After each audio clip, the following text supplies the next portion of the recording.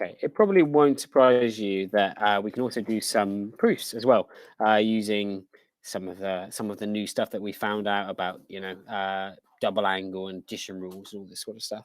Okay, so we've got an example here on the board. So prove that tan 2 theta equals 2 over cot theta minus tan theta. And my general advice would be sort of have a look at the inputs. If you notice that the inputs aren't matching, that's a pretty good guide for what to do. Or if we had theta plus 30, for example, and theta here, that would be a good guide. Sometimes it's also worth doing a little bit of manipulation on the right-hand side, just to give you an idea of where you're going. But I think in this example, maybe not so much. So we've got that one there. What have we got here? 1 minus cos 2 theta over sine 2 theta. So that's a good example of what I was just saying. So you've got those 2 thetas there, and you've got this theta.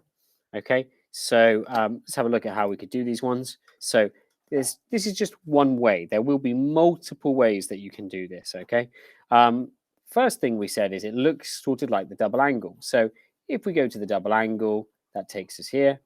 Remember, it is a prove that question, so you need to show every step. The next part here, we talked about this at the start of the chapter. Do you remember we said 2 tan theta over 1 minus tan squared theta? We talked about dividing every single term. So if you have 2 tan theta, and you know you want to end up at 2, and you have, well, maybe not the 1. The 1 is a little bit harder to see, but you have maybe tan squared theta and you end up with tan. You might get the idea that you could divide every single sort of term by tan theta. Okay, that's what's happened here. So cancel, cancel. This here, we call this cot, don't we? This is one way of writing cot. The power cancels there, and then you can see that's how they've ended up with that one. Okay, you could have turned it into sine 2 theta over cos 2 theta, and in theory that should work. I would not do that though. Why would I not do that? This is about tan, this is about tan, cot is about tan, and this is about nothing. Okay, so there are some clues there. You get better at spotting the clues the more questions you do, but it's about making sure it's not going to take you too long to answer each question. How about this one here? Well, if in doubt, I would say generally just put in the rules and sort of see what happens. Is there anything else I can see obviously here? Not really. I suppose in the back of my mind, I'm always thinking that this is the same as sine theta over cos theta.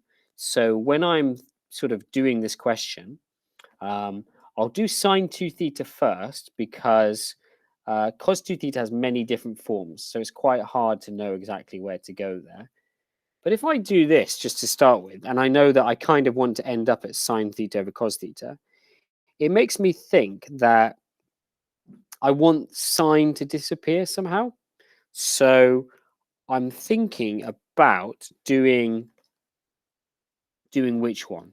Well, I want sine to disappear, so I want to sort of be dividing by on the top, but I also want it to appear in the top for sine theta over cos theta. So I want to introduce some sine into the question. So I would use this one here. And look what happens. 1 minus 1 will take care of that. And then these negatives will cancel out as well. So you'll get 2 sine squared theta over 2 sine theta cos theta. And look what happens. Okay, so it's a good idea to always tackle sine double angle before cos double angle. And if you have a piece like tan and you think, oh, sine over cos, it gives you an idea where that's coming from. Okay, so that's how you can actually pick the right path to answer that kind of question. So pause the video and have a go at this one here. And before you jump in, I'd suggest to you that we don't know rules about cot and cosec, but we do know rules about tan and sine and cos and so on. So think about what a sensible thing would be to do on the left-hand side before you do it. Just spend a minute thinking about that before you have a go at the question and you manipulate things. So pause the video, have a go first. And I'm assuming you've done that now. So this would have been the best way to approach the question. Cot, you might say, how do you know it's like that and not 1 over tan x? Which is a good question. Well, it's because of the middle term. The middle term, cosec, means sine in the denominator.